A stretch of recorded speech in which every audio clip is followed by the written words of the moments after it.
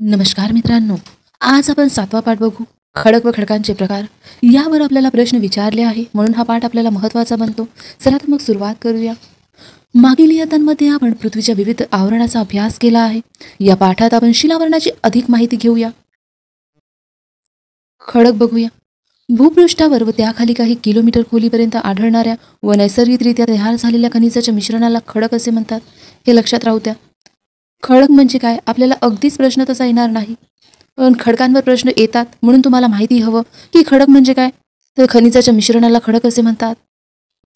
खडकाचे गुणधर्म.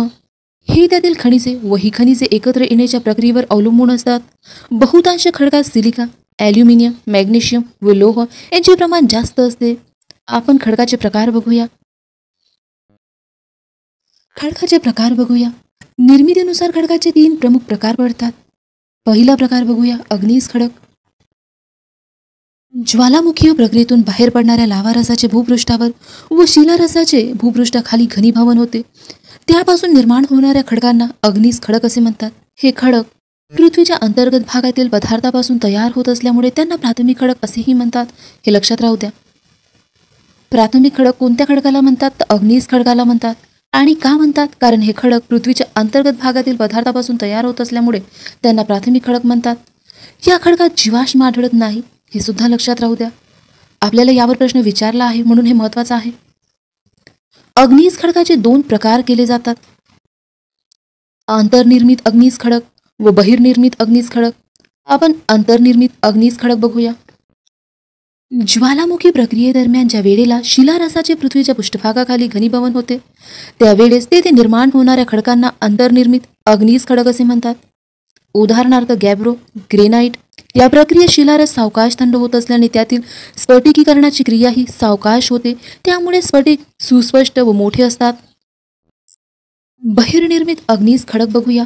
या प्रक्रियेत लावारस भूपृष्ठावर पसरल्यानंतर त्याचे घनीभवन होते. त्यापासून निर्माण होणाऱ्या खडकांना बहिर्निर्मित खडक म्हणतात. उदाहरणार्थ महाराष्ट्र पठारावरील बेसाल्ट खडक. हे लक्षात राहू द्या. महाराष्ट्र पठारावरील बेसाल्ट खडक. या ठिकाणी आपण बहिर्निर्मित खडक आणि अंतर्निर्मित खडक काय होते ते बघूया.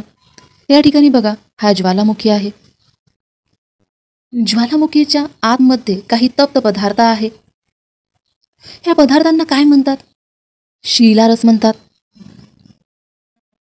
आणि ह्या पदार्थ थंड होऊन काही प्रमाणात खडक निर्माण होतात. याला काय म्हणणार, अंतर्निर्मित खडक. अंतर्निर्मित अग्निजन्य खडक. काही पदार्थ हे बाहेर सुद्धा पडतात. या पदार्थांना काय म्हणणार, लावारस. हे लक्षात घ्या. आणि यापासून जो खडक निर्माण होते त्याला काय म्हणणार, बहिर्निर्मित खडक. बहिर्निर्मित अग्निजन्य खडक. हे 2 लक्षात घ्या. ज्वालामुखीच्या आतमध्ये असणाऱ्या पदार्थाला शिलारस म्हणतात, तर बाहेर निघाल्यावर त्याला लावारस म्हणतात. समोर बघूया. खडक चक्र बघूया आपण. या ठिकाणी पर्वत, पठारे व काही डोंगरे दाखवली आहे. ती पाण्यामुळे तुटतात व त्यांचं वहन होतात. या ठिकाणी दाखवलं आहे बघा. समुद्रात वहन होतात. समुद्रात वहन होऊन ते जमा होतात व त्यांच्या एकावर एक थर निर्माण झाल्यामुळे गाळाचे खडक निर्माण होतात. गाळाच्या खडकांचे रूपांतर होते आणि रूपांतरित खडक निर्माण होते. हे खडक आतमध्ये गेल्यानंतर वितळतात. या ठिकाणी बघा, शिलारस कोटी दिला आहे. इथे खडकाचा रस दिला आहे, शिलारस. याचे शिलारसाचे स्फटिकीकरण होते, थंड होते व अग्नीज खडक निर्माण होते. काही शिलारस बाहेर पडतो, म्हणजेच लावारस बाहेर पडून डोंगरे, पठारे व पर्वत निर्माण करतो. आणि हे चक्र सतत असं सुरू राहते. समोर बघूया.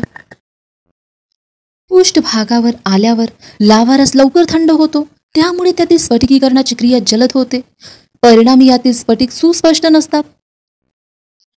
खडकांचे प्रमुख 3 प्रकार पडतात.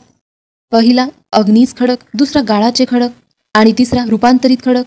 आपण अग्नीज खडक आत्ताच बघितला. आता गाळाचा खडक बघूया. नदी, हिमनदी, वारा इत्यादी कारकांमुळे खडकांचे अपक्षरण होते. त्यापासून तयार झालेला गाळ वाहत जातो. सखल भागात या गाळाचे थरावर थर साचतात, त्यामुळे वरच्या थरांचा खालच्या थरावर प्रचंड दाब पडतो व गाळाच्या खडकांची निर्मिती होते. आपण आकृती बघितली होती आता, त्याचं वर्णन येथे दिलं आहे बघा. नदी व हिमनदी, वारा इत्यादी कारकांमुळे खडकांचे अपक्षरण होते. झीज होते. त्यापासून तयार झालेला गाळ वाहत जातो. सखल भागात या गाळाचे थरावर थर साचतात. त्यामुळे वरच्या थराचा खालच्या थरावर प्रचंड दाब पडतो व गाळाच्या खडकाची निर्मिती होते. हे लक्षात राहू द्या. विचारणार नाही आपल्याला, पण लक्षात राहू द्या. गाळाचे थर एकमेकावर साचताना अनेकदा त्या थरामध्ये मृत प्राण्यांचे तसेच वनस्पतीचे अवशेष गाडले जातात. म्हणून गाळाच्या खडकात जीवाश्म आढळतात. हे महत्वाचे आपल्यासाठी विचारलं आहे प्रश्न. गाळाच्या खडकात जीवाश्म आढळतात. गाळाच्या खडकात जीवाश्म का आढळतात? इथून बघा. गाळाचे थर एकमेकावर साचताना अनेकदा त्या थरामध्ये मृत प्राण्याचे तसेच वनस्पतीचे अवशेष गाडले जातात. म्हणून गाळाच्या खडकात जीवाश्म आढळतात. या खडकांमध्ये गाळाचे थर स्पष्टपणे दिसतात म्हणून त्यांना स्तरित खडक असेही म्हणतात. हे सुद्धा लक्षात राहू द्या. स्तरित खडक का म्हणतात? कारण या खडकामध्ये गाळाचे थर स्पष्टपणे दिसतात म्हणून त्यांना स्तरित खडक असेही म्हणतात. उदाहरणार्थ वाळूचा खडक, चून खडक, शेल, प्रवाळ खडक. हा प्रवाळ खडक लक्षात राहू द्या, गाळाचा खडक आहे म्हणून. रूपांतरित खडक बघूया. तप्त लावा रसाचा परिणाम होऊन तसेच भू हालचाली होत असताना पडलेल्या दाबामुळे मूळ खडकातील स्फटिकाचे पुन्हा स्फटिकीकरण घडून येते. त्यांचे स्वरूप व गुणधर्म बदलून रूपांतरित खडकाची निर्मिती होते. खडकांचा रंग व स्फटिकांचा आकार बदलतो. पुन्हा स्फटिकीकरण झाल्यामुळे या खडकात जीवाश्म आढळत नाही. हे लक्षात राहू द्या. या ठिकाणी जीवाश्म का आढळत नाही? कारण पुनर्स्फटिकीकरण झाल्यामुळे या खडकात जीवाश्म आढळत नाही. काही अग्नीज व गाळाच्या खडकापासून रूपांतरित झालेले खडक पुढील तक्त्यामध्ये दिलेले आहे, ते बघूया आपण. खडकांचा प्रकार, मूळ खडक व रूपांतरित खडक दिला आहे. आपल्याला मूळ खडकापासून कोणता रूपांतरित खडक बनते यावर आपल्याला जोड्या लावा दिल्या आहे, म्हणून लक्षात घ्या. ग्रेनाइट पासून कोणता रूपांतरित खडक बनतो? नीस. बेसाल्ट पासून हॉर्नबेल, शीट्स. गॅब्रो पासून सर्पेंटाईन. चुनखडक पासून संगमरवर. हे लक्षात राहू द्या. कोळशापासून ग्राफाईट, हिरा. वाळूचा खडकापासून क्वार्ट्झाईट. शेल पासून शीट्स आणि स्लेट. या ठिकाणी बघा इथे आणि इथे बघा बेसॉल्ट पासून या दोन शब्दांचा मधील फरक समजून घ्या. आयोग अशा सारख्या शब्दामध्ये आपल्याला फसवल्या जाते. खडक चक्र बघूया. पृष्ठभागावर असलेल्या खडकापासून अपक्षरणामुळे गाळाचे खडक तयार होतात. हे बघा, हे आकृतीत दिलं होतं, ती दिलं आहे इथं. पृष्ठभागावर असलेल्या खडकापासून अपक्षरणामुळे म्हणजे झीज झाल्यामुळे गाळाचे खडक तयार होतात. गाळाच्या व अग्नीज खडकापासून रूपांतरित खडक तयार होतात. हे तिन्ही प्रकारचे खडक भूपट्टाचा ह्यास होताना प्रावरणात जातात व पुन्हा प्राथमिक खडकाच्या स्वरूपात पृष्ठभागावर येतात. हे चक्र सतत चालू असते, यालाच खडक चक्र असं म्हणतात. या ठिकाणी हा पाठ संपतो. यावरचे काही प्रश्न बघूया. या ठिकाणी रिकामी जागा बघा.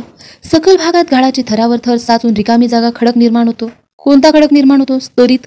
सखल भागात गाळाचे थरावर थर साचून स्तरित खडक निर्माण होतो. रिकामी जागा हा रूपांतरित खडक आहे. कोणता रूपांतरित आहे? संगमरवर. हिरा हा रिकामी जागा यांचे रूपांतरित रूप आहे. कोणता? कोळसा. हिरा हा कोळसा यांचे रूपांतरित रूप आहे. बघा इथं मूळ खडक आणि रूपांतरित खडक असंच आपल्याला जोड्या लावामध्ये येते. अतिशय महत्वाचं आहे. आपल्याला एक जोडी माहित आहे, चुनखडक. चुनखडक पासून संगमरवर हा रूपांतरित खडक बनतो, हे आपल्याला माहिती आहे. ग्रॅनाइट पासून नीस हा खडक बनतो, तर शेल पासून स्लेट हा खडक बनतो. हे तुम्ही लक्षातच राहू द्या. प्रश्न बघूया. अग्नीज खडकांना प्राथमिक खडक असे म्हणतात. हे कारण याचं लक्षात राहू द्या.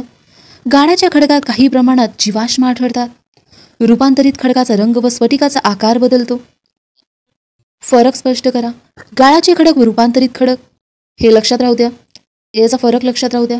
गाळाचे खडक व रूपांतरित खडक. अंतर्निर्मित अग्नीज खडक व बहिर्निर्मित अग्नीज खडक. या ठिकाणी काही माहिती दिली आहे, ते बघूया. भूपृष्ठापासून साधारणतः 100 किलोमीटर खोलीपर्यंतच्या भागात शिलावरण म्हणतात. एवढंच लक्षात राहू द्या. समोरची माहिती आपल्यासाठी महत्वाची नाही. या ठिकाणी हा पाठ संपतो. आजची माहिती तुम्हाला आवडली असेल तर व्हिडिओला लाईक करा आणि चॅनलवर नवीन असाल तर सबस्क्राईब करा, म्हणजेच येणाऱ्या व्हिडिओची नोटिफिकेशन तुम्हाला लगेच मिळत राहील. थँक्यू.